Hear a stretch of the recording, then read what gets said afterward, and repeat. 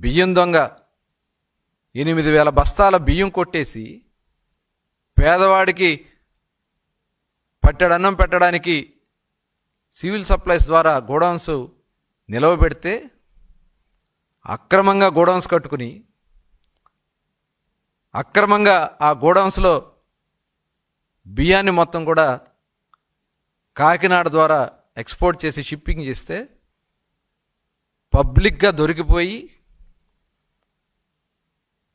దొరికిపోయామని చెప్పి డబ్బులు కట్టి ఒప్పుకుని ఇవాళ నువ్వు డ్రామాలు ఆడతావా?